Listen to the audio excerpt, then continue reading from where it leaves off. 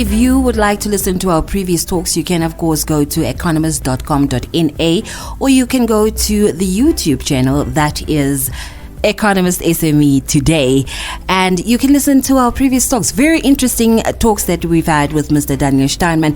You can learn a lot if you want to become an economist, if you want to know what's happening in the world, or what about economy? You can of course listen and you can learn a few tips and a few things from Mr. Daniel Steinman. But today we are talking about sport economics. Very interesting topic. Who would have thought there's something like that? We are talking about the Desert Dash. This is also a very interesting sport, and Mr. Daniel Steinman is giving us, the breakdown of what actually is being put into such sport events, how we are making money, how we are generating money as well as a country, I believe, Mr. Daniel Steinman. We have the potential. Yeah. And in the last part of our discussion, I'm going to look at a few sport types, sport codes that I think has the potential to become international or to appeal to international audiences. And later on in the same talk, you will realize why the international audience is so important, and I will highlight that.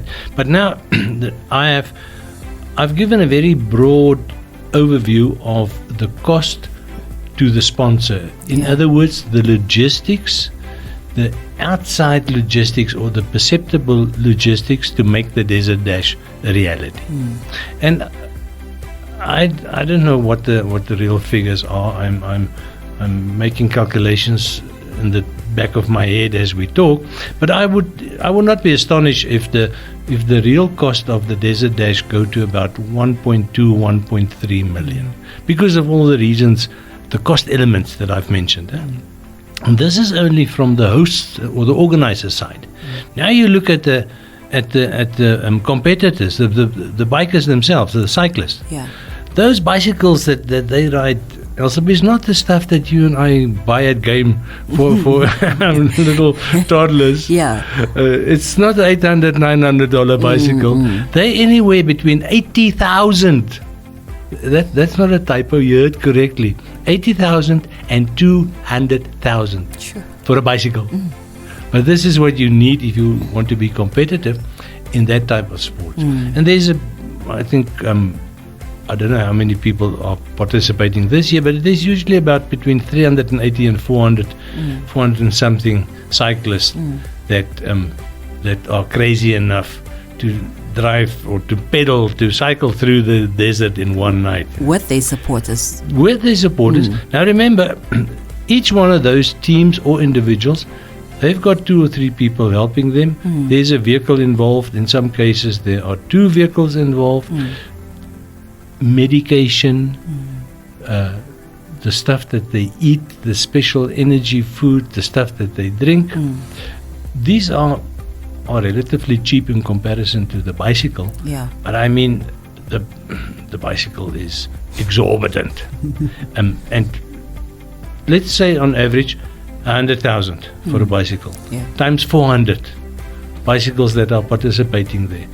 Do you get an idea of what sort of money I see it we are talking about from the whole participating community, both the organizers and the competitors? You are looking at a figure that is approaching 3 million Namibia dollars just for one 24-hour event. So from this relatively small local event, I've extrapolated the dynamics to give our listeners an idea of the immense amount of money behind big international events. I don't even want to compare it to the Olympics. I don't think there is anything that's really comparable either to World Cups, soccer, rugby, cricket, netball, women's soccer, very, very big. We hardly see any of it. That captain of the United States women's soccer team, she's a national hero. She earns millions of US dollars a year, not only in fees but also in sponsorship. Yeah, of course. Yes. And now we get to the financial side, the economic side. I've explained the mechanics and what it costs. And now we sort of start understanding why the sponsorships for these events run into the hundreds of thousands Namibia dollar, if not $1 million Namibia dollars.